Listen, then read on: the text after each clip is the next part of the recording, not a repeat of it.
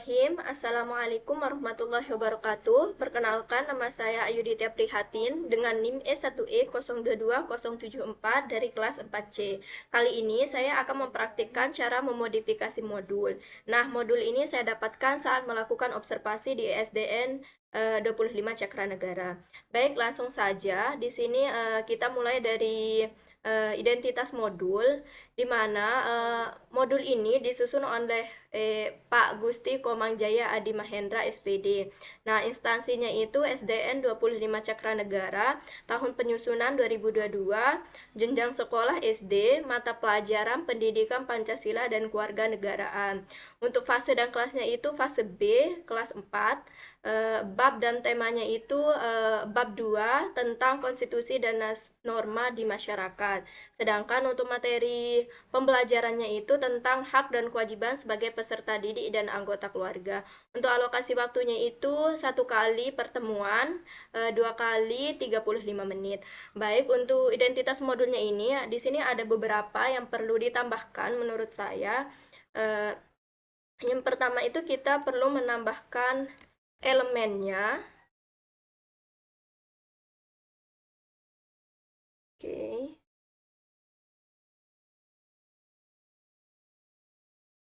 Elemennya ini tentang Undang-Undang Dasar,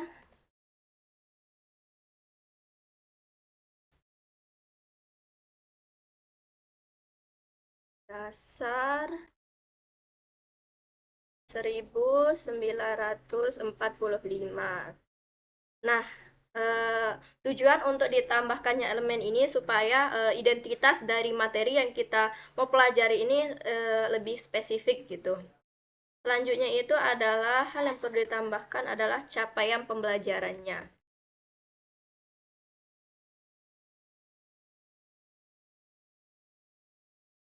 Oke. Ini capaian pembelajarannya ini kita bisa ambil di uh, website, di aplikasi Merdeka Mengajar. Kita bisa langsung cari di sini.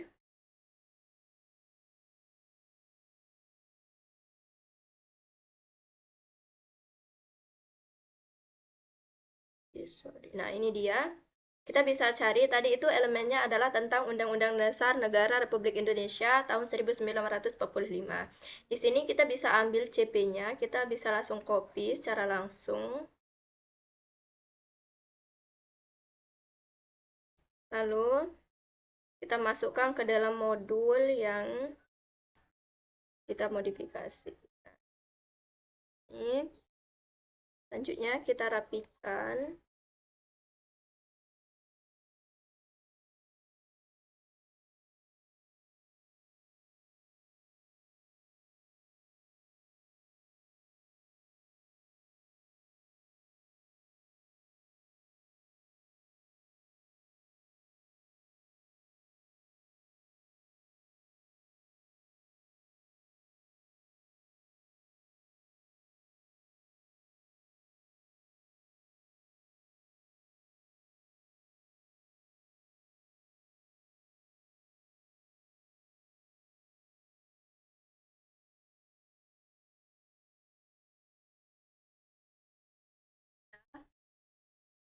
Capaian pembelajaran dari elemen yang kita ambil.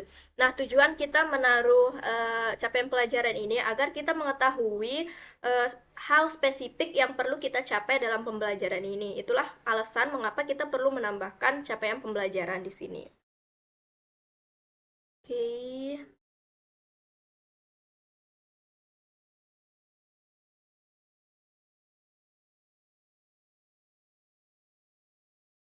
Tinggal kita rapikan.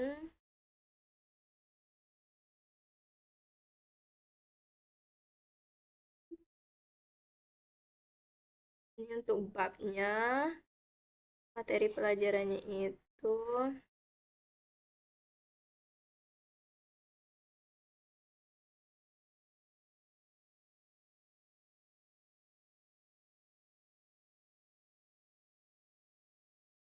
Selebihnya sudah cukup.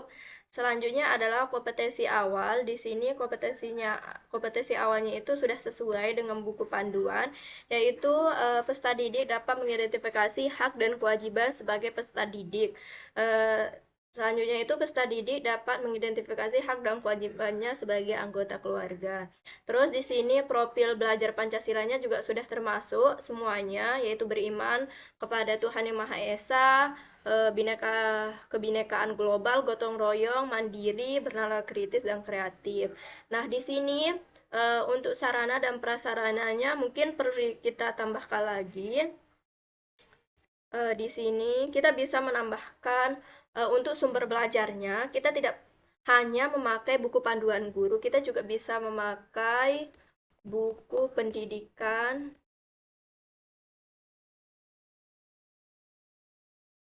Pancasila. Nah, kita bisa menggunakan buku pendidikan Pancasila yang lain gitu. Terus kita juga bisa menggunakan video YouTube. Nah, kita juga harus memanfaatkan teknologi. Nah, di sini untuk sumber belajarnya, selanjutnya adalah mungkin untuk sarananya itu mungkin lampu yang memadai.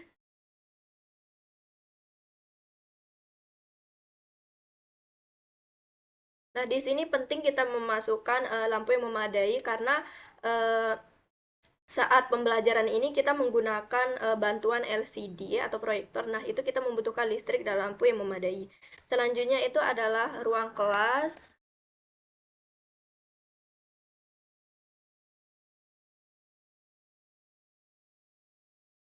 Nah, kita juga memerlukan ruang kelas yang cukup luas sehingga kita bisa leluasa dalam belajar. Nah, apabila ruang kelasnya ini agak sempit, nah guru bisa memodifikasi bagaimana caranya agar kelas ini terasa lebih luas, gitu. Selanjutnya itu target peserta didiknya ini sudah sesuai, peserta didik reguler tipikal, terus terdidik dengan pencapaian tinggi. Terus jumlah peserta didiknya di sini minimal 15% didik, maksimum 25 peserta didik. Oh, ini ya. Terus metode pembelajaran di sini metode pembelajaran yang digunakan itu adalah pembelajaran tatap muka. Nah, kita lanjut ke komponen inti, di mana tujuan dari kegiatan pembelajaran ini adalah peserta didik dapat mengidentifikasi hak dan kewajiban sebagai peserta didik. Peserta didik dapat mengidentifikasi hak dan kewajibannya sebagai anggota keluarga. Di sini udah cukup. Terus pemahaman bermakna peserta didik eh, dapat, mungkin di sini kita ganti kurang tepat, dapat memahami materi tentang hak dan kewajiban anak sebagai anggota keluarga dan peserta didik. Ini sudah cukup. Nah, ini pertanyaan pematiknya, apa saja hak-hak anak di lingkungan sekolah, apa saja hak anak sebagai anggota keluarga di rumah. Nah, mungkin di sini kita perlu tambahkan satu pertanyaan lagi. Pertanyaan itu mungkin tentang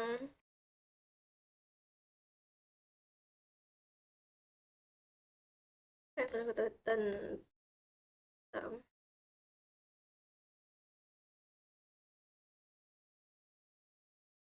Nah, sebelum kita menanyakan seperti apa hak-hak mereka sebagai peserta didik dan anggota keluarga, alangkah lebih baiknya kita tanyakan dulu apakah peserta didik sudah mengetahui apa yang dimaksud dengan hak dan kewajiban. Jadi di sini perlu dimodifikasi satu. Baik, selanjutnya adalah kegiatan pembelajaran. Di sini adalah langkah kegiatan pembelajaran dimulai dari persiapan mengajar. Sebelum melakukan kegiatan pembelajaran, guru harus melakukan persiapan yang maksimal supaya kegiatan pembelajaran yang dilakukan bersama peserta didik bisa berjalan maksimal dan bermakna. Nah, adapun hal yang harus dipersiapkan sebagai berikut. Di sini ada peralatan pembelajaran berupa laptop, alat bantu audio atau speaker, proyektor, papan tulis, dan alat tulis seperti spidol atau kapur tulis. Saya rasa ini sudah cukup. Selanjutnya adalah media pembelajaran. Di sini ada beberapa media yang digunakan dalam pembelajaran ini adalah video yang berkaitan dengan hak dan kewajiban anak sebagai peserta didik dan anggota keluarga. Terus gambar-gambar yang berkaitan dengan perwujudan hak dan kewajiban anak sebagai peserta didik dan anggota keluarga. Saya rasa ini juga sudah cukup mengenai medianya. Terus di sini adalah kegiatan pengajaran di kelas. Kita lanjut. Prosedur pembelajaran ini merupakan panduan praktis bagi guru agar dapat mengembangkan aktivitas pembelajaran PKN secara mandiri, efektif, dan efisien di kelasnya masing-masing. Kita mulai langsung ke kegiatan pembuka. Ini kegiatan pertama itu sebelum peserta didik memasuki kelas, guru mengkondisikan agar peserta didik berbaris di depan kelas secara rapi dengan dipimpin oleh salah satu peserta didik dan secara bergiliran bersalaman kepada guru memasuki kelas. Oke. Langkah ini dilakukan apabila pembelajaran PPKN dilaksanakan pada jam pertama. Berarti kegiatan ini hanya dilakukan apabila PKN ini berada di jam pertama. Oke, kita lanjut ke kegiatan yang kedua, yaitu guru memberikan salam dan secara acak memberikan kesempatan kepada salah satu peserta didik untuk memimpin berdoa bersama sesuai dengan agama dan kepercayaannya masing-masing sebelum pembelajaran dilaksanakan. Berarti setelah siswa memasuki kelas, kemudian guru menyuruh salah satu dari peserta didik untuk memimpin berdoa. Oke, selanjutnya itu untuk membangkitkan semangat nasionalisme, peserta didik meminta kesediaan salah seorang peserta didik untuk membacakan teks Pancasila yang diucapkan ulang oleh peserta didik lainnya. Oke, mungkin sebelum ini bisa kita tambahkan di sini. Tambahkan.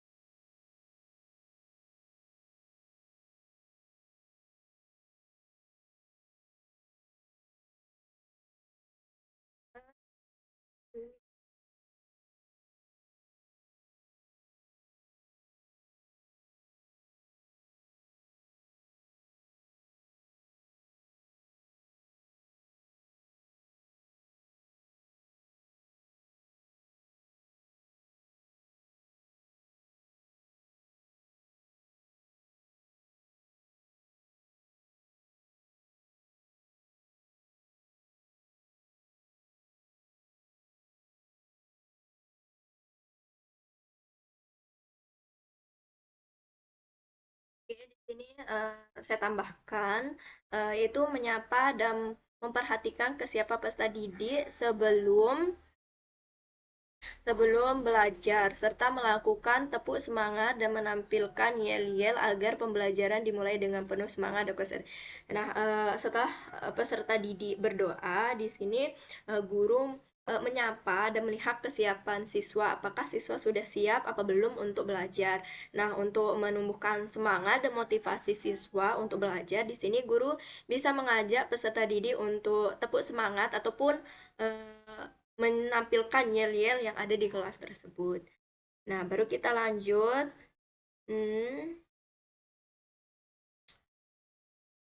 Nah, di sini untuk membangkitkan semangat nasionalisme peserta didik, guru meminta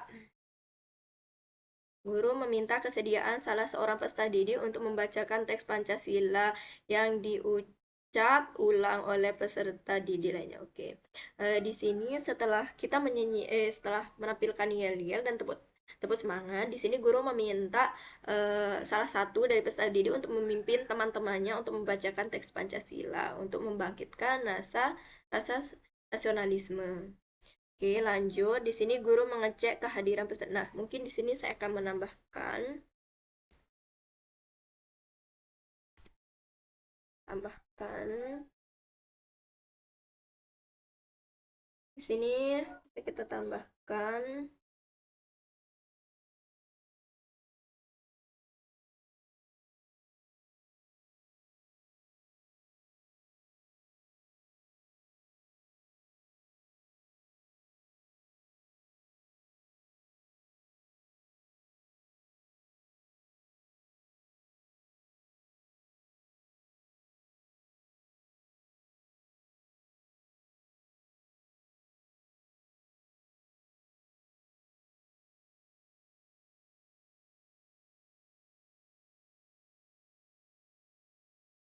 Nah, selain membacakan teks Pancasila, mungkin di sini guru dapat menyuruh siswa untuk menyanyikan lagu Garuda Pancasila. Nah, ini juga bisa meningkatkan semangat nasionalisme peserta didik. Nah, setelah itu baru guru mengecek kehadiran peserta didik. Nah, di sini guru mengabsen, memanggil nama peserta didik satu persatu.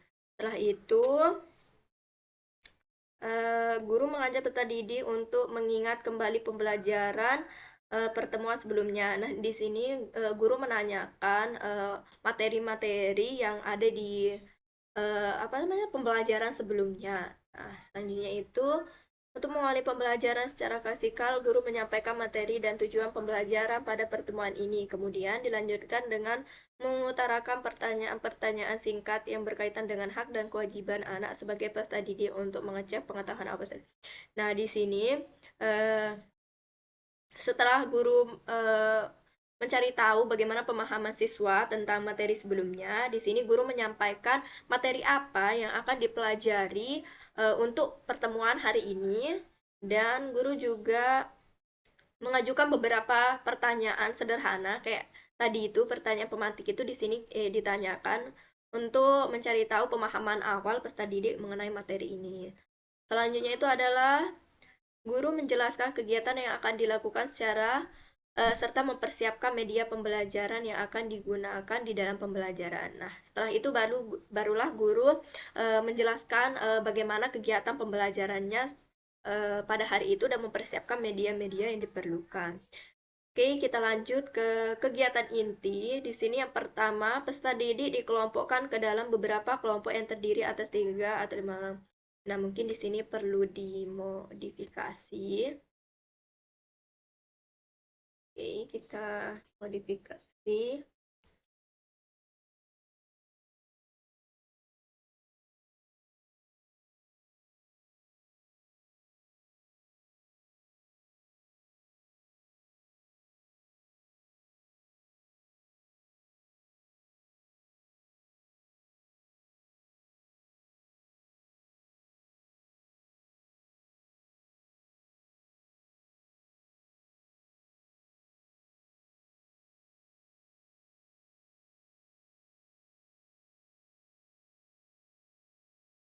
Dan kewajiban anak di lingkungan sekolah dan di lingkungan keluarga.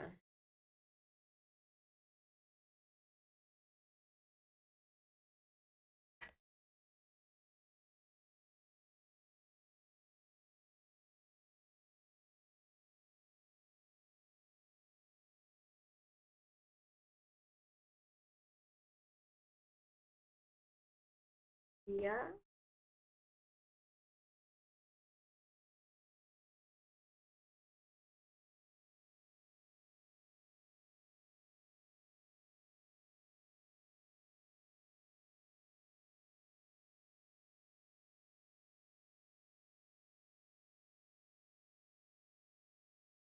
ini saya menambahkan guru menjelaskan apa yang dimaksud dengan hak dan kewajiban serta memberikan contoh hak dan kewajiban anak di lingkungan sekolah dan lingkungan keluarga.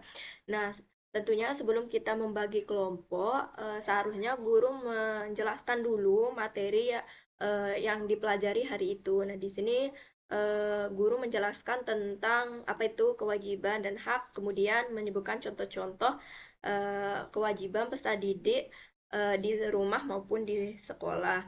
Nah, saat menjelaskan ini, guru bisa menggunakan media berupa video yang bisa didapatkan dari YouTube atau sumber lainnya, ataupun guru juga bisa menggunakan PPT. Nah, barulah eh, kita membagi peserta didik ke dalam beberapa kelompok yang terdiri atas 3 sampai 5 orang. Nah, selanjutnya sini barulah guru menampilkan video dengan menggunakan laptop dan proyektor. Nah, selanjutnya guru mesilakan kepada peserta didik dengan kelompok masing-masing untuk menyimak dengan tayangan video yang disampaikan oleh yang diberikan dengan macam. Oke. Nah, selanjutnya di sini setelah penayangan video, guru menyampaikan pertanyaan terkait tayangan video tersebut untuk merangsang peserta didik menyampaikan pendapatnya. Mungkin di sini perlu ditambahkan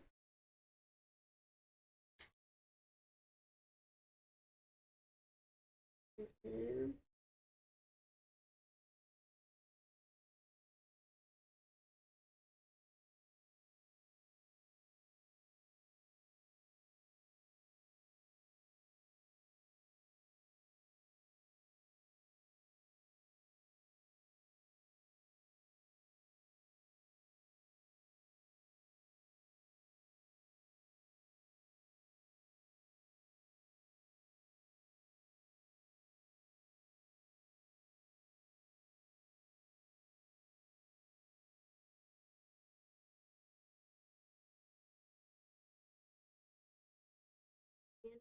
poin penting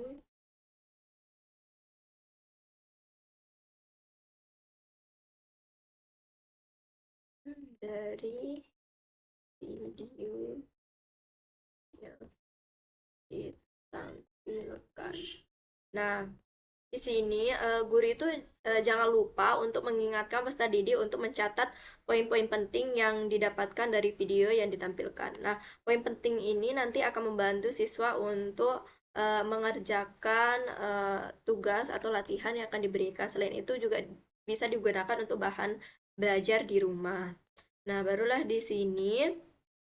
Nah, setelah penayangan video, guru menyampaikan pertanyaan terkait tayangan video untuk merangsang peserta didik untuk menyampaikan pendapatnya. Nah, di sini ada beberapa contoh pertanyaan yang diajukan guru, yaitu apa saja hak anak yang didapat dalam video tersebut, apa saja kewajiban anak yang didapat dalam video tersebut, dan apa dampak apabila hak dan kewajiban anak diabaikan. Nah, oke, selanjutnya guru mempersilahkan kepada setiap kelompok peserta didik untuk menyampaikan pendapatnya tentang video tersebut berdasarkan pertanyaan yang di atas. Pada langkah ini, guru hendaknya tidak mengomentari pendapat peserta didik dan tidak meminta alasan peserta didik mengenai. Oke, mungkin di sini perlu ditambahkan sedikit.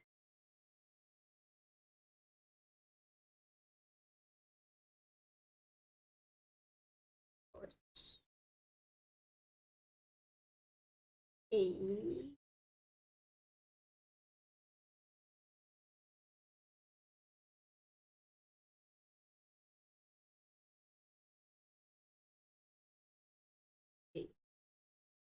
Ini kita bisa tambahkan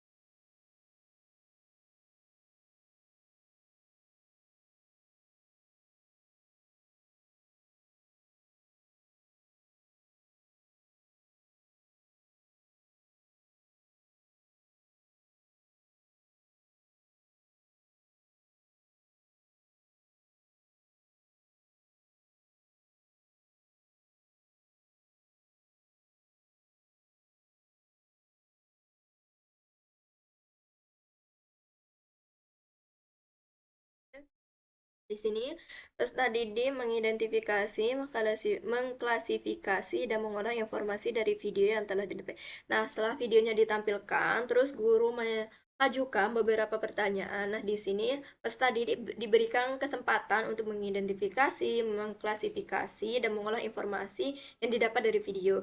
Singkatnya itu di sini guru memberikan waktu kepada peserta didik untuk berdiskusi dengan teman kelompoknya. Nah, barulah di sini guru silahkan kepada setiap kelompok peserta didik untuk menyampaikan pendapatnya tentang video tersebut berdasarkan pertanyaan-pertanyaan di atas. Pada langkah ini, guru hendaknya tidak mengomentari pendapat peserta didik dan tidak meminta alasan peserta didik mengenai pendapatnya.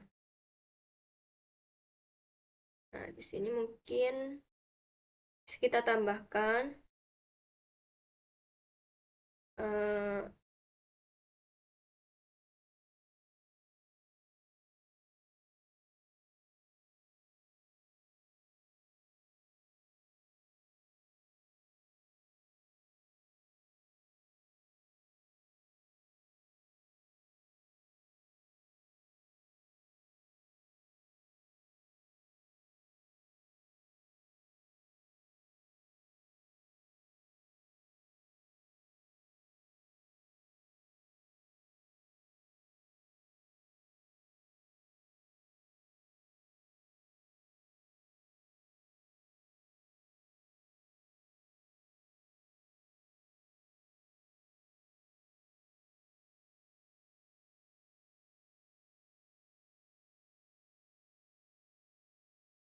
yang sudah presentasikan hasil kerja ya kelompok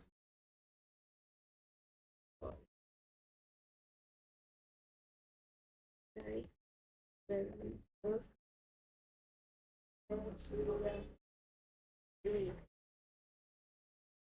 Nah, di sini guru tidak lupa meminta peserta didik untuk memberikan tepuk tangan untuk peserta didik yang sudah mempresentasikan hasil kerja kelompoknya. Nah, setelah setiap kelompok maju ke depan untuk mempresentasikan hasil kerjanya, di sana guru meminta setiap anak untuk memberikan tepuk tangan kepada temannya sebagai bentuk apresiasi. Nah, selanjutnya guru kemudian mengklasifikasi masalah dengan cara memberikan tanggapan atas pendapat setiap kelompok serta mengarahkannya ke konsep atau materi pembelajaran, yaitu tentang hak dan kewajiban sebagai peserta didik dan anggota keluarga. Guru dapat mengarahkan peserta didik untuk membaca wacana yang terdapat pada bagian dan baca. Nah, setelah peserta didik melakukan presentasi. Nah, di sana guru mengoreksi apabila ada yang kurang tepat. Nah, di sana guru menyuruh peserta didik untuk membaca kembali eh, konsep yang ada dalam buku. Oke, selanjutnya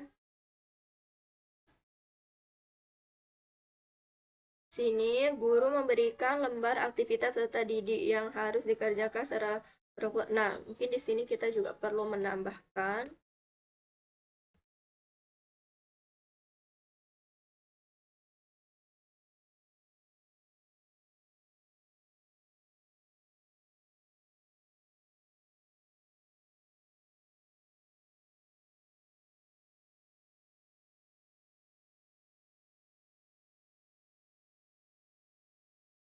guru mengajak serta didik untuk menampilkan yel-yel atau tepuk semangat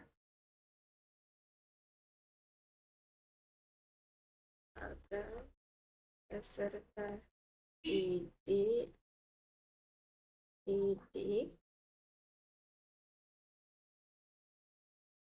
tetap bersemangat dalam melanjutkan pembelajaran.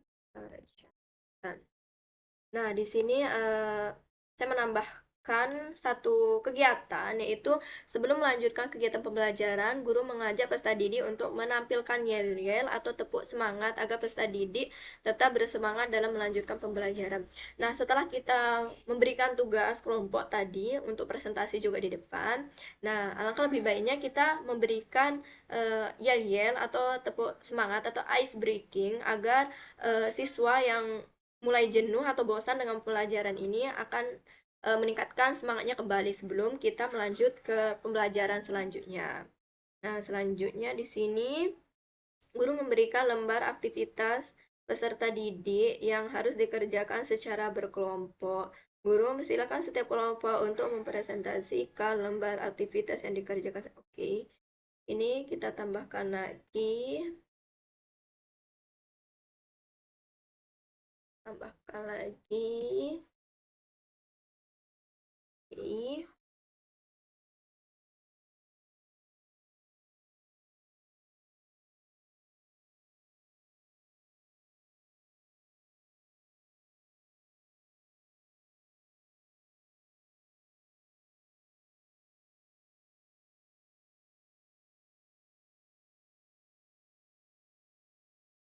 Serta didikan gambar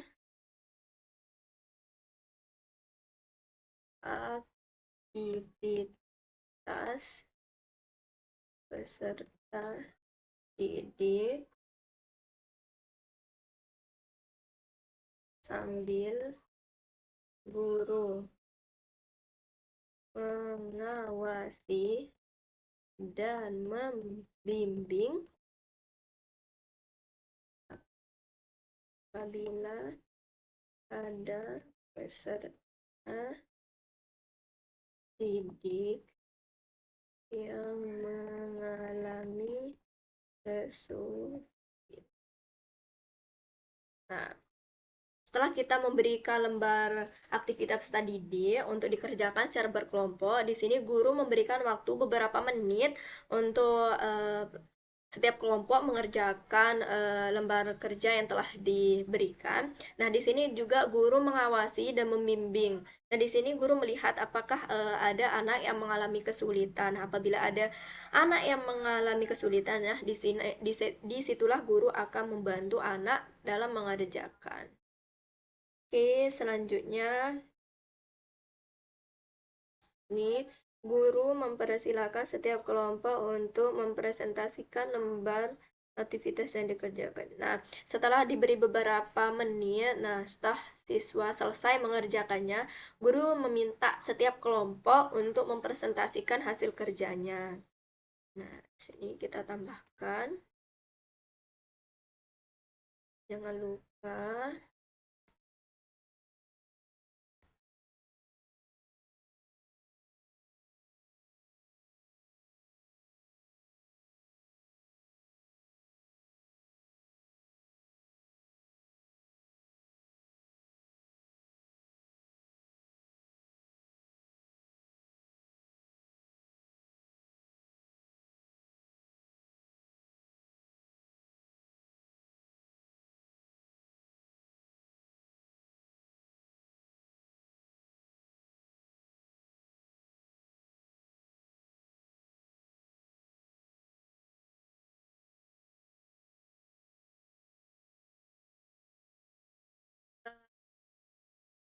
guru benar-benar tidak boleh lupa untuk memberikan apresiasi kepada peserta didik yang telah melakukan presentasi. Nah, di sini guru jangan lupa memberikan tepuk tangan, meminta semua peserta didik untuk memberikan tepuk tangan kepada teman-temannya yang telah melakukan presentasi sebagai bentuk apresiasi. Nah, selanjutnya kita tambahkan lagi di sini.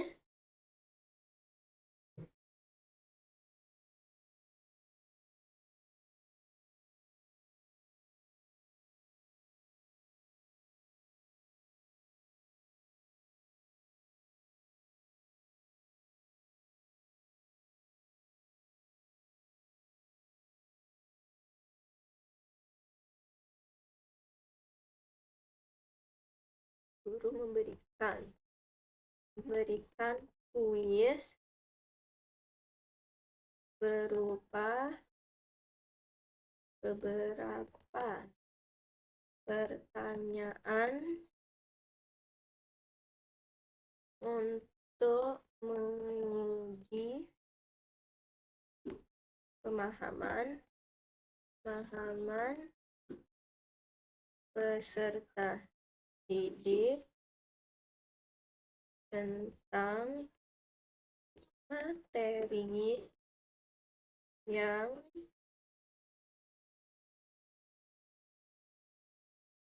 telah dipelajari.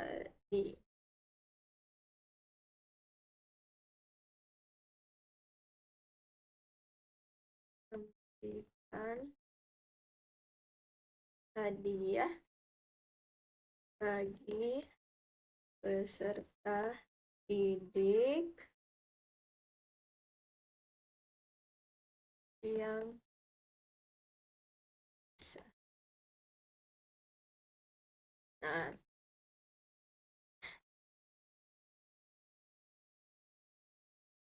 Nah, setelah semua kelompok melakukan presentasi, di sini guru menanyakan atau memberikan kuis dengan cara menanyakan beberapa pertanyaan untuk menguji pemahaman peserta didik terkait dengan materi yang telah diajarkan. Nah, bagi peserta didik yang bisa menjawab pertanyaan, bisa diberikan hadiah, misalnya seperti pulpen, buku, atau permen. Nah, ini sangat penting untuk menumbuhkan motivasi belajar peserta didik. Nah, selanjutnya adalah kegiatan penutup. Kita lihat di sini, guru mengapresiasi dan memberikan klarifikasi terhadap seluruh tugas yang telah diberikan oleh peserta didik. Nah, setelah semuanya selesai, guru memberikan klarifikasi dan mengaitkan dengan pembelajaran yang telah diberikan. Terus, guru bersama peserta didik melakukan refleksi pembelajaran mengenai materi pembelajaran yang telah dipelajari. Terus guru memberikan informasi mengenai kegiatan pembelajaran pada pertemuan selanjutnya. Nah, di sini guru menginformasikan tentang pelajaran apa yang akan dipelajari pada minggu depan. Nah, selanjutnya guru menutup pembelajaran secara bergantian memberikan kesempatan kepada peserta didik lain untuk memimpin berdoa bersama setelah selesai pembelajaran. Nah, di sini barulah ditutup oleh doa yang dipimpin oleh salah satu dari peserta didik. Selanjutnya kegiatan pembelajaran alternatif. Kita lihat di sini ya, ini kegiatan inti alternatif 1. Kegiatan alternatif ini maksudnya adalah apabila perencanaan yang kita lakukan di atas mungkin tidak bisa terlaksana dengan beberapa kendala. Nah, kita bisa menggunakan beberapa alternatif lain. Di sini ada 2 kegiatan alternatif.